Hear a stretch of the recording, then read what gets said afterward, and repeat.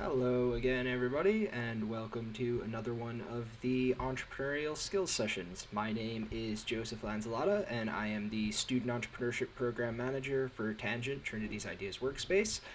We are currently going and working our way through the Techstars Entrepreneurs Toolkit, as you'll see on my screen just here. So today we are up to topic number 16. We're approaching the end of the toolkit, and today's workshop is going to be about developing an investor pipeline. So not just how to get investment, but how to build the pipeline towards getting that investment when you ultimately need it. I'll just mention a few things off the top. If it is your first time here for one of these sessions, the chat section is open. You can type into the chat. I will answer any questions you have or try and facilitate discussions. If you have anything to add to the discussion or any tips and pointers or things you've run into, we'd love to hear them. And so with that, guys, I am going to dive us right into it. We are looking at topic 16, building your investor pipeline.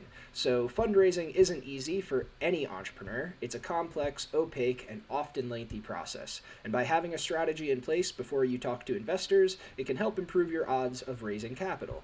Featured thought leader Cody Simms, partner at Techstars, works as a steward of Techstars equity investments and venture capital funds. Cody was previously head of Techstars Accelerator investments and operations in North America and managing director of Disney Accelerator powered by Techstars. Before Techstars, he held roles including Chief Product Officer at StumbleUpon and Vice President of Product Management at Yahoo. In this module, Cody breaks down the work you should do before you begin fundraising and gives you actionable items to build your investor pipeline and improve communications with early-stage startup investors. So, Cody has quite an extensive background. Clearly, he is very high up in the investment world, so I think he's kind of an authority figure in this sense. And in that way, like with most of these sessions, I am in many ways learning alongside you guys, so I'm happy to be a part of that discussion. But as we go through, based on my knowledge and my expertise on what I've worked on, I will contribute towards it. So hopefully I'll help you guys as we work through. So to start out in the toolkit, we'll scroll our way down, and as always, we will kick off with an exciting trailer. Fundraising is not easy, but there's a lot you can do before you start that can help make it easier. What I want to focus on today is all the work you need to do to get ready before you even start. I think this is an often under-discussed part of the fundraising process. I want to encourage you to really put the work in up front. There really are three key stages to fundraising. There's one, who to target. There's two, the pitch, and then part three is the close. But this particular presentation is about the who. How do you actually get ready to go? They're investing in the team and in you as much as they are in the thing you're doing. And the more you can come across as professional and super organized, the more likely it is that they're gonna wanna dive in. Cool. So as you said, this is the upfront work. So this is ahead of talking to investors. This is ahead of getting in the investment or securing it or any of the legal aspects beyond that. This is the early stage, how to get ready. So even if you have an idea and you're just starting to develop it, this is the right way to start, even from day one, just knowing what you're doing to be ready to fundraise by the time you need it. So the topics we're going to go through: get ready to fundraise, prepare your mise en place, forgive me, my French is horrible. Target your investors, communicate with investors, track investor communications, and evaluate preemptive offers. So we are going to go through watching the videos here just down below, and then at the end we're going to go through the exercises that are laid out for us. These are some things that you guys can take away and work on afterwards as you actually develop out your pipeline.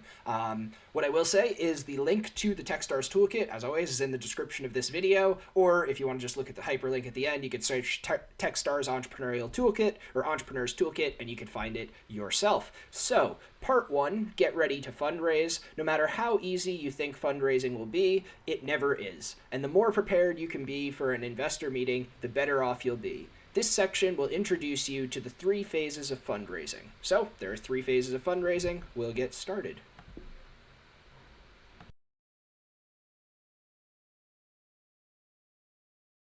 My name's Cody Simms. I've been with Techstars about 6 years. My current role is that I work on our investment team, so help our entire portfolio sort of be prepared for fundraising readiness, help understand how our capital gets deployed across the system, and overall manage our capital stack across Techstars. This workshop is getting ready to fundraise, who to target, and how. Fundraising is not easy, but there's a lot you can do to, before you start, that can help make it easier, and that's what this is all focused on. You hear a lot of talk and discussion around fundraising and rounds coming together and pre-money, post-money, and all that sort of stuff, and TechCrunch is full all day of announcements and whatnot. But in reality, that's all the after product of a fundraise. And what I want to focus on today is all the work you need to do to get ready before you even start. I think this is an often under-discussed part of the fundraising process. And one thing that I think a lot of founders often don't fully appreciate is that the more professional you come off during your fundraising prospect and product, the more the investor is actually looking to invest in you, right? Because so much of what you're trying to do is put your best foot forward, as opposed to just assuming your product or your business is going to sing. Like, remember at our stage, at roughly the seed stage up through Series A, they're investing in the team and in you as much as they are in the thing you're doing. And the more you can come across as professional and super organized, the more likely it is that they're going to want to dive in. So there really are three key stages to fundraising. There's one, who to target. There's two, the pitch. And then part three is the close. Once you have people actually interested, how do you actually get them to say, yes, I'm in? But this particular presentation is about the who. How do you actually get ready to go? Cool. So as he said before, it's about how to get ready to go. One important thing he did say there is that at the early stages, people are investing in the team. They're investing in the people as much as they're investing in the idea and the potential business. So just something to keep in mind as we keep going through. But we'll keep going through. Prepare your Mise en place. If somebody can correct my pronunciation, I would appreciate it. I'm sure he will say it.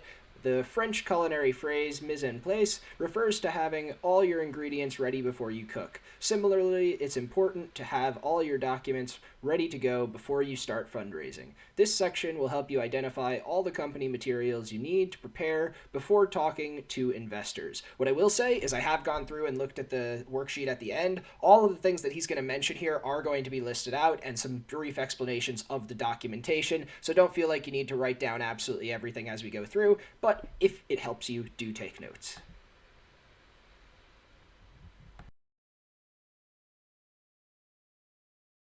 What I really want to focus on here today is the method and what I like to call our mise en place, which I'll get into in a minute. So the real elements to fundraising method that matter is investing time and energy in those relationships, obviously. Early on, which we're starting to get through this window, you may have heard Anna or others say you're not ready to be fundraising, so don't think about it right now. That was true because you were focused on engaging with your mentors and really getting your business pointed in the right direction. You're getting to the point now where you are ready to start thinking about fundraising and actually need to start doing some work on it, even if you're not taking pitch meetings yet. So know when you're fundraising and when you're not. Before you start, having all of your materials ready. And this is what I really want to emphasize for the rest of this talk. It is human nature to think, I'm going to pitch, I know the 5 investors I really want to work with. I'm going to spend my time right now reaching out to those investors, and I think I'll get one of them. And if those don't work, then I'll start building the rest of my pipeline and working toward it. I want to encourage you to not do that. I want to encourage you to really put the work in up front and have those 5 or 6 investors you really want to work with as part of your process, but don't go all in assuming you're going to close them. And what you don't want to do is be stuck behind the 8 ball, not having all your materials ready, and then start getting asks of, I need to see this, or I need to see that, or I need to see this, and you don't have any of that material ready, and you're having to build it on the fly in the midst of your fundraising process. One thing, again, I'll try to remind you is every time you see an article in Crunchbase or wherever, that's after all the negotiation happened. That's after all the market activity around the business happened. That is not the first pitch that founder went out with necessarily. So remember that everything you read is post-negotiation. It's not where the round started. We really, through experience, have found that the more you can start at a more entry point to a round, the market dynamic will push a round up. The last thing you want is to start too high and your round feels stale and no one ever wants to engage. And there's no such thing as a half-raised round, right? You either raise the round or the round doesn't happen. And so the more you start in a way that can build momentum, the more likely you are to make that round happen. Okay, the mise en place. So the investor pipeline. This is a lightweight list of investor targets that you think you want to go after. You may not have pathways to right now, that you want to actually share with your mentors and your key allies. So this is essentially just a simple Excel or Google Sheet, spreadsheet of who you're trying to target and why. And I'm going to break down what that looks like, but this again is something that you're going to share externally. This is not what you're going to actually use to drive your fundraising process. It's what you're going to use to first solicit help and intros. And it's going to be your kind of kicking off point to getting your fundraising process started. Process starter email. Again, I have every piece of material you need in here, even really simple things like copies of emails. Because I want you to have this stuff as templatized as possible. And I want you to, I don't know how many people are using just a simple sort of email autocomplete application, but there's really good sort of snippets, software and things like that you can install. Like Streak has one readily available that just allows you to write at one time, and then from then on you can hit a little keyboard shortcut and it'll drop in the text. So it makes it real easy to send emails like this multiple times to people. But the process starter email is the one you're going to use to actually engage your key mentors that says, hey, I'm about to start fundraising. Here's who I think I want to target, and here's how I think you can be helpful to me. I'd love to hop on a phone call and have that conversation, right? Got a sample copy of that here in a minute. Your investor CRM is an actual CRM. So whether you're using Streak or whether you're using HubSpot or whether you're using a full Salesforce instance or Pipedrive, whatever you use, you actually want to use a CRM to manage your investor process. And I'll tell you why. It's fine to do it in just your inbox or in your spreadsheet. If you do hit that magical, like I have 5 investors I want to target and I magically think I'm going to close my round with just 5. If you do, more power to you, and that's awesome. The reality of it is, by the time you're engaging investor number 45 in your round, you're going to lose status of where you are in the process with each of them. Are you on the 3rd meeting? Is this investor leaning in but wants to make sure they've reviewed your financial model? Is this investor says yes, but they need you to meet their 3rd partner a week from next Tuesday, right? This investor is saying, hey, I'm interested, but before I do that, I want to come take an office tour before I can decide to bring you to my full partner meeting 2 Mondays from now, right? Like, all that stuff is going to fly out of context if you don't actually log it somewhere. The only way to do that in a way that's really organized is in a CRM. So I can't advocate enough. If you don't use a CRM to manage your business today from a sales perspective, at least start by using it for your first fundraising process. Forwardable email. If you're wanting to get in front of someone, you want to send a forwardable email to the person who's going to help make that introduction for you. It needs to be so simple that from their phone at 30,000 feet in the air, they can just literally hit forward and say, hey, investor Anna, thought you might really have interest in this company. I've been spending some time with the Techstars and they're awesome. Send. That's all they have to do, right? Like you want to make it so simple. What you don't want to do is make it to where they're having to edit anything or do anything that's going to cause them to snooze that thing in their inbox. I can't tell you how many emails I have snoozed in my inbox right now just because the last time I've sat down with my full laptop in front of me in an easy editable mode was like 2 weeks ago, the last time I was on a cross-country flight. I think I have 200 emails queued up for tomorrow for my flight to New York to deal with at the same time, right? So make it really easy where they can do it on the go from their phone. A one-pager about your company. Not required, but really helpful, right? I actually am a big believer in a one-pager over a pitch deck for just a very initial intro email, right? Just a simple PDF that outlines the basic tenets of your business, the basic tenets of your team, and any high-level traction, right? Just very simple that you can include in your initial email. And remember, one thing to keep in mind when you're reaching out to investors, you have to get that first investor interested, but then they often, if they decide they like you, they have to be your champion across their team of partners, right? So the more you're giving them to help them do that, the better. In your initial set of outreach, you don't want to give them so much that you're revealing your entire business to someone who may just say no. But a little bit of a teaser to where it gives them something to share with their team or something to just remember what they talked about with you, I think is a good thing. Which leads me to the emailable deck. I actually think you want to be careful with this. I don't encourage you to send a deck in your initial email that you send to anybody, a full pitch deck. I think that's something you send upon request. You will get some investors who say like, hey, the first forwarded email comes out and the response will be, can you send a deck over? Which is fine. Like if you really want to engage that investor, go ahead and send that deck. So don't be weird about the deck, but I also make sure, unless you're pretty far down the path with someone, you want to be careful with how much data you're revealing in your pitch deck, because you have to assume it's going to make its way around the industry, right? Like people aren't doing it to be evil, but they may send it on to someone, hey, can you give me some thoughts on this? Or hey, have you ever come across this founder before? And they're just forwarding your email without, forgetting the deck was attached or whatever reason. Just assume that deck is going to make its way out there. On that note, a lot of founders do choose to use DocSend. A lot of investors don't like DocSend, which is, it's an online deck software that actually tracks who's viewing it and why and how long they're viewing, not why, how long they're viewing a given slide. The reason a lot of investors don't like DocSend is for the very reason I mentioned about airplanes. A lot of us get to our email when we're on flights, and if you're having to wait for a DocSend deck to load on airplane Wi-Fi, that browser is just as good as closed, sadly. So that's why I like PDF attachments, because all that stuff syncs in advance before you get on a flight, for what it's worth. Meeting deck, different than the emailable deck. More detailed, more information, more of your financial model. Like you want to actually go into more of your plan in a meeting deck, which is something that you're actually going to sit down and bring out in a meeting with an investor. And then, the question is, do you follow up with that full deck? My response is you got to kind of judge on how far down the path you really are with that investor. If you're going to really reveal all of your financials and everything in a way that's out of your control, you want to do so somewhat cautiously. Same with the financial model.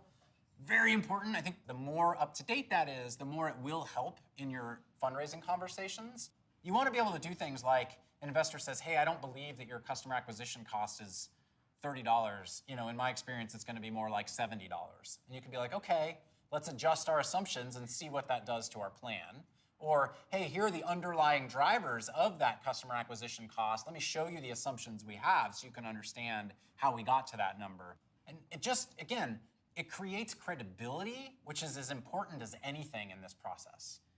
Cap table obviously is going to be necessary as you enter diligence. So you want to make sure your cap table is up to date and is something that you're comfortable sharing. The last thing you want is them to be totally excited, ready to go, and then you've got a mess of a cap table and it takes another month and a half to close because they have to make the numbers square off.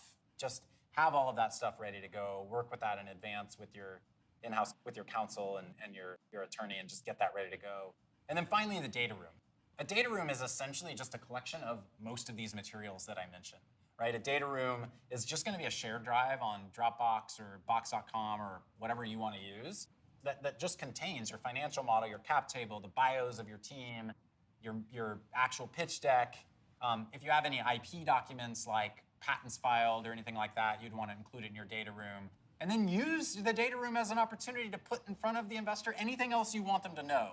If you have a point of view on the competitive dynamics in your industry, have a little deck on competitive dynamics. If you have a point of view on, what's going to happen in terms of regulation changes in your industry, or you have articles about regulation changes that are happening that you want to put there, just drop those in your data room as PDFs, right? So use the data room as a little bit of fact information, but also, there may be some marketing materials for your company you want to drop in there just to help your story along, because that'll be something they'll look at in their, that'll be something that they'll look at, sort of as they continue to dive in and diligence you. It really is important to keep your investor pipeline, which is what you share with your mentors and is just a spreadsheet, separate from your actual CRM that you're actually using to drive your fundraising process. And I've got examples of both of those here, so you'll see the stark differences. Very cool. So that was like just a pretty straightforward overview of all of the different things. Now, I know you went through them really quickly. As I mentioned, all of those are going to be on the worksheet after this, so if you want to dive into more detail on any specific one, you'll have the time, but he is probably going to go back a bit more into the detail of each one as we go. The one thing that stood out to me, though, that I just want to mention is the idea of having multiple decks, multiple slide decks for different presentations. There's this idea that you're going to make the one perfect presentation. That's definitely not the truth. Every presentation evolves as you go, and based on who you're presenting to a different audience, you're going to have a different deck. So having those like scheduled up so that if somebody is ready to move down your pipeline very quickly, like, oh, we need more than the information in your emailable deck, okay, let's have a meeting and I have a better deck just ready to go and you're ready to meet the next day. It allows, when the time comes, you to move a lot quicker rather than saying, okay, let's meet in 2 weeks so I have time to get that deck together. If you have it all ahead of time, again, it hits on the one thing he was looking for, which is an air of professionalism. So with that, part 3, target your investors. Start thinking about investors you want to target and people in your network who can help make introductions. This section will help you build out an investor pipeline spreadsheet and get your targets organized. So we're going to start out with the investor pipeline, the first thing right off the top.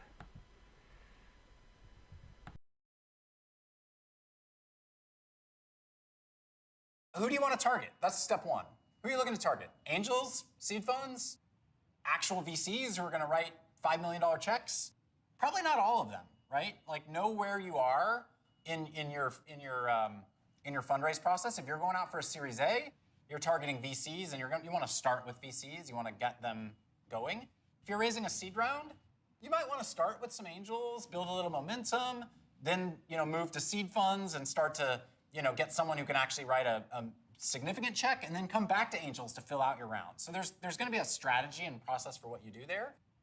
Think about geos. I use this example all the time because I love it.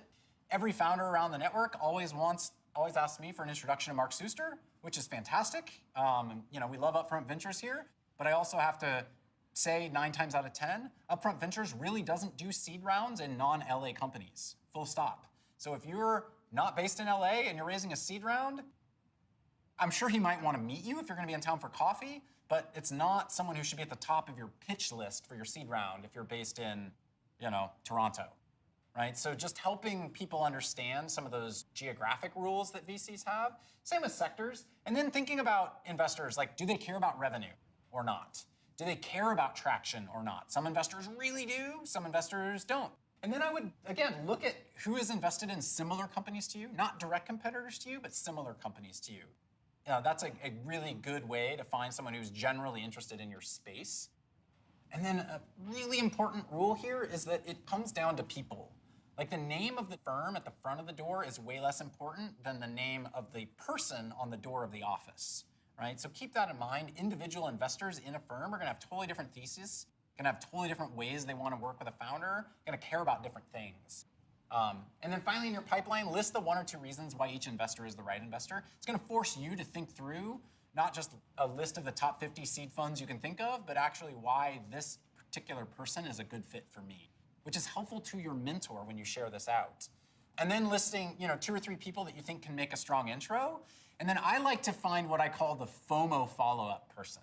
So there's the initial introducer, and then there's the person who 3 weeks later is going to send that same investor a note saying, hey, I heard you're talking to the folks at Algo, just wanted to know, I've been talking to them for the last year or so, and I love the work they're doing. I'm glad you're talking to them, right? That's all I have to say. Just like putting you back on their radar, right? That's all it is, the FOMO follow-up. And so I mentioned putting this in Google Sheets and sharing with, tranches. So here's an example of what this could look like. Really simple. Name, which is the name of the person. What firm they're with, if they're with a firm. What is their title? What tranche am I going to go after them?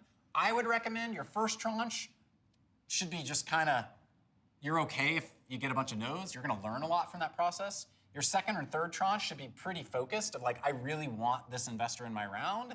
And then your later tranches are the people I would call momentum investors. They're the people who probably aren't going to commit until your round is like 75% committed. So knowing who those people are and not wasting your time with them at the beginning of your round, focused on following up with them at the end of your round after you've got super awesome firm leading your round or whatever. Those momentum investors, you come at them on the 4th tranche and they're going to be excited to come in. What's their typical check size? Why will they be interested? Who potentially could introduce me? Can that person make an intro? Have they made the intro? And then any other notes you have, right? So just really simple. Cool. So that's the basic breakdown of the investor pipeline. As I said, he does have a template for it following on in the worksheet section. But it is really interesting, the fear of missing out follow-up. If I was an investor and I'm looking at that and somebody says, I've already been talking to these guys, glad to have you on the team, it definitely would. It does work. It will open the doors for you if they think that other people are interested in you. But it's important that you develop those relationships as you go. You're not going to have that on day one. So part number 4, communicate with investors. When it's time to actually fundraise, you're going to need to communicate your intentions to mentors, investors, and allies. Here you'll learn best practices for email communications with venture capitalists and angel investors. So exactly how to say, what to say, very important, especially since you only get one chance to make a good first impression.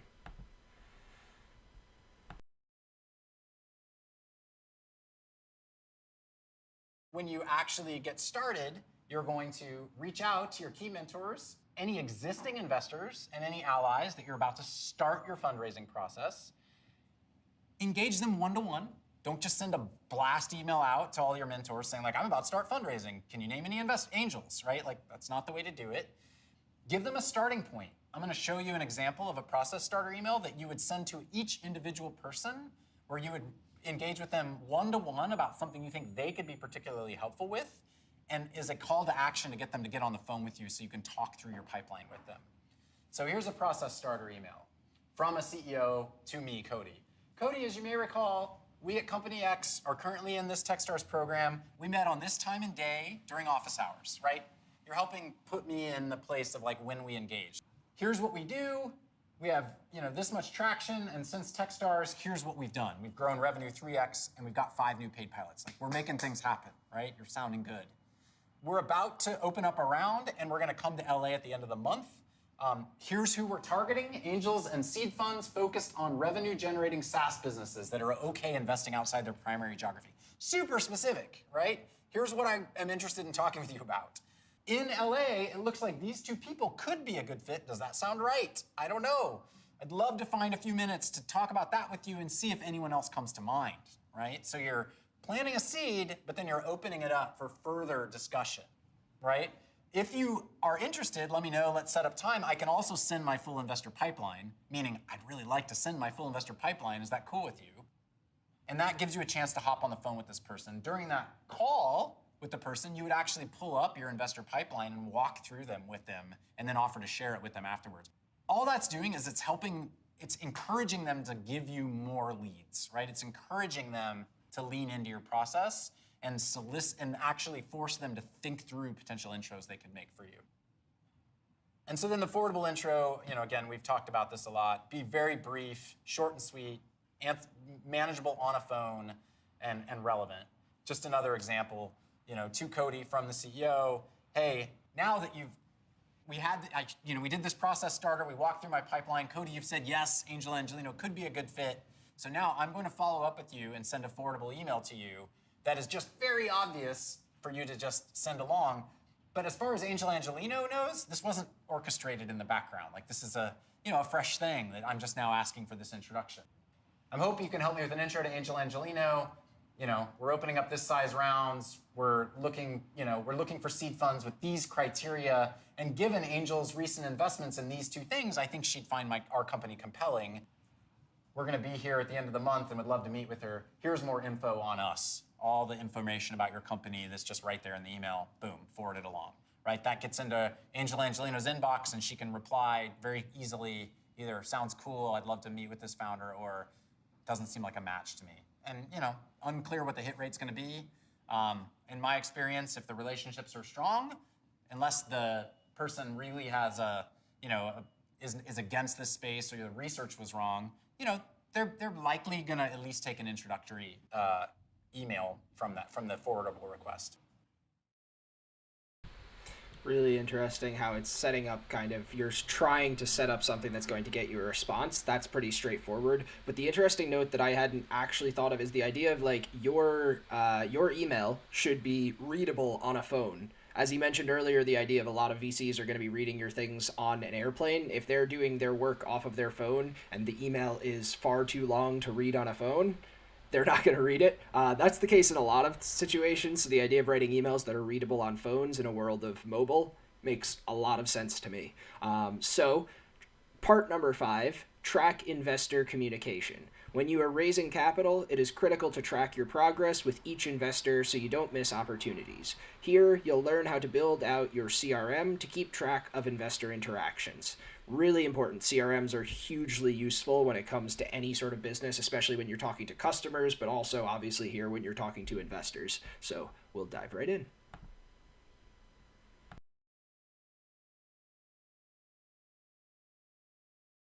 Here's the CRM example. So this, I'm using a screenshot of Streak, which is a low-cost online CRM that plugs right into Gmail.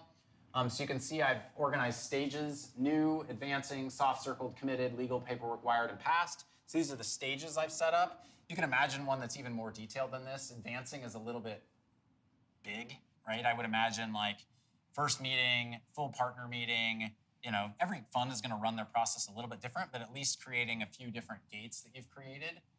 You can see here, new would dive in there right after you finish getting someone in your investor pipeline to say yes, they'd be willing to make the intro. So that's a new entry here. You're ready to make the intro, so let's drop it as a new entry onto your CRM. And then as things move through, you actually start to understand, kind of where people are. So you notice here, Lou Bills. I've soft circled Lou Bills for 50K, but Lou has said that they need to meet my co-founder before they would be fully in and fully committed. So it's helping you start to capture the various conditions or whatnot that an investor is putting on their commitment to you. It's interesting. I know you went through it really quickly, but the full version of that is out on the worksheet, so we'll be able to go through it. But that's the essence of a CRM. You're bringing people through the pipeline of developing whatever the relationship it is that you have. If you haven't used one before, there are a lot that are very simple and intuitive to use. One I might recommend is HubSpot. They have a free version that you can kind of jump on right away, but you can search around, look for whatever's out there, but you don't have to pay a whole bunch of money just to have a basic CRM that will do the basics of what you're looking to do. So with that in mind, we will dive into part number 6, which I believe is the last section. So after this, we'll go through kind of the worksheet. I'll show you your way through. And at the end, as always, I will attempt to give away a free pizza. We'll see if anybody's interested. Part number 6, evaluate preemptive offers. If you happen to receive an offer for investment before you start fundraising, what should you do? How should you weigh the pros and cons? In this section, you'll learn what to consider as you evaluate the offer on the table. Cool.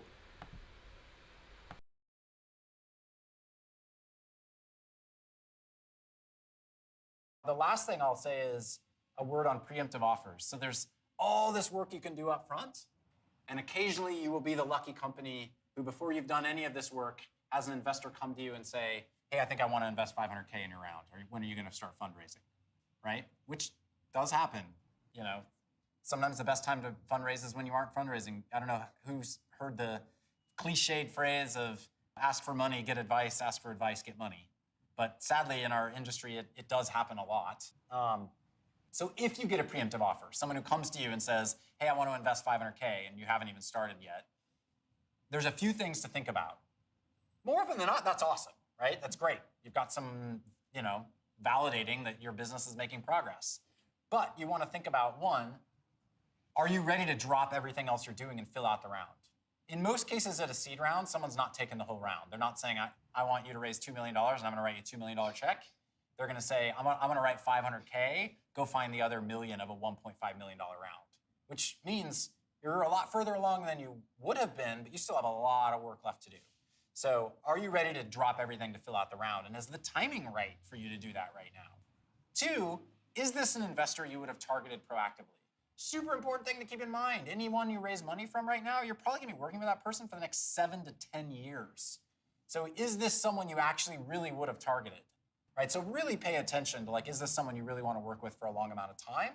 Because they're going to be very influential in your business. But for the most part, if you can say yes to those questions, great. Now think about all the work you went through with the mise en place that we just talked about that you're going to need to generate in order to go close out your round with other people. Really interesting concept. The idea somebody coming to you offering you the money, there are still a lot of things to consider. It's like looking a gift horse in the mouth, but you almost have to here. If somebody is coming and saying, I would like to fund your company this amount of money, there's still the important step of backtracking through the process. And this is a big reason why you create the process up front, is so that no matter where you are, you don't just accidentally say yes to something that 5 years down the road of a 10-year relationship with this investor, you're going to have regretted. So this is the way of setting it up. So just to go through some things that are going to work you guys through, this is another one where if you are at this stage in the process, it does make sense to just go through the worksheets and see them here, and you'll be able to export them and save your work.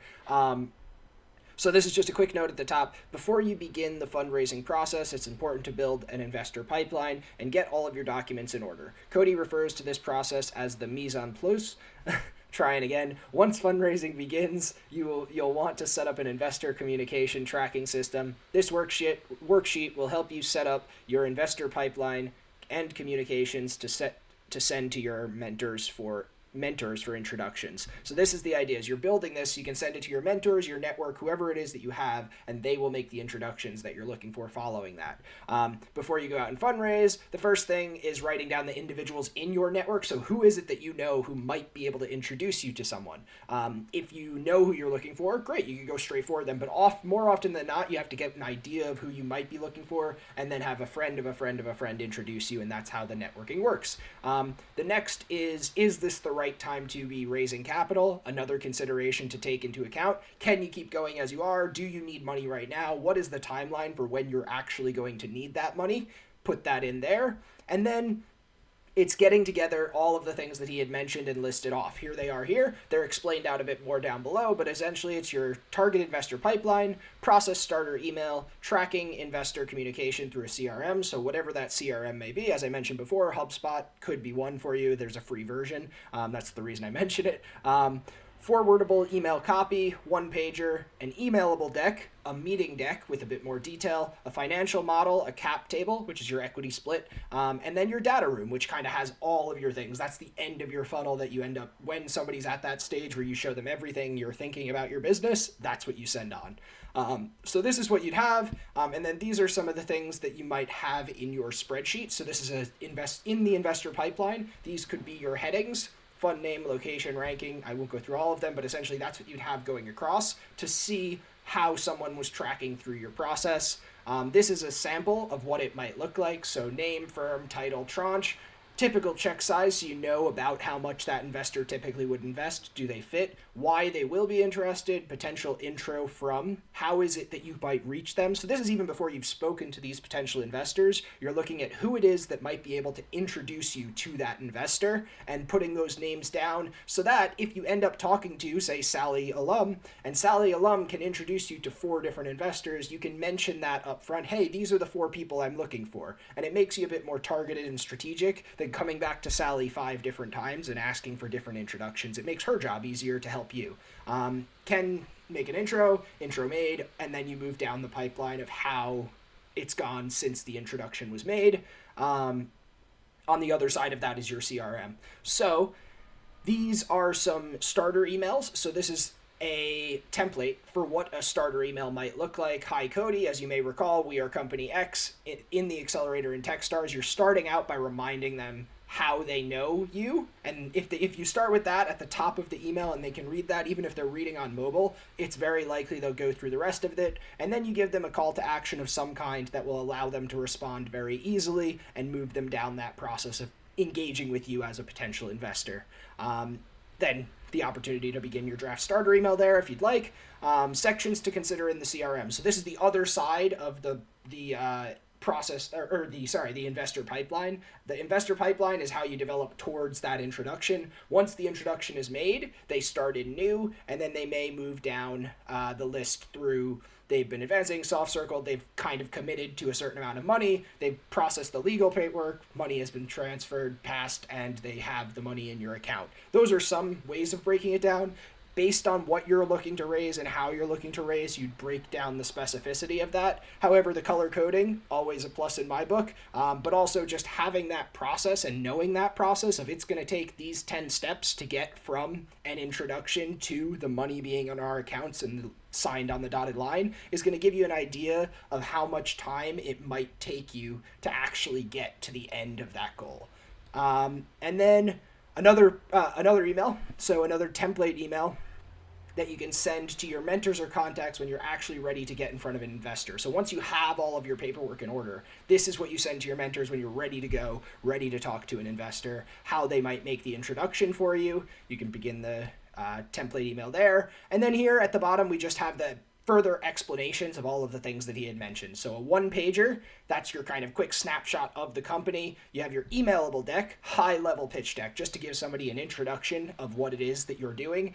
When you send that deck, one thing that I will mention is the formatting of it often matters. If you design it on Google Slides and then send it as a PowerPoint doc, it can change the formatting, and sometimes those little things do end up mattering in terms of how it looks. Having transitions and funny things in it often is not a plus. It's just the more straightforward you can be to show your idea, often the better. Then the meeting deck, this will be similar to the emailable deck, but will provide more sensitive details. So this is once you're in a room with somebody, they're not going to be sharing this out with people. This is for you to show to them in a room. That's your more detailed deck.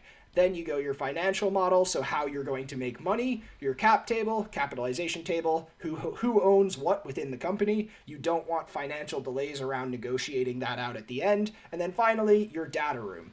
Data room is a shared drive, Dropbox, Box.com. It could be Google Drive. If you are a Trinity student and you have a TCD email on Google Drive, you have a lot of storage. So I would recommend Google Drive if you are a Trinity student. Just a top tip. I know that for my startup in 2015, we were storing thousands of pictures of honeybees in our Google Drive because we had a very high level of storage, because Trinity does that for us. So what I would recommend if you are a Trinity student is you use that to its full extent.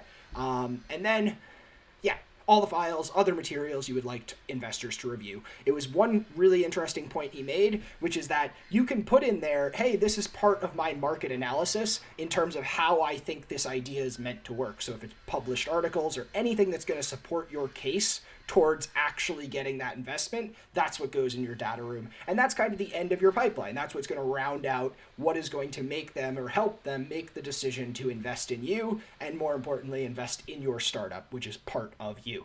So, a lot there. With that, guys, though, that is the end of the content today.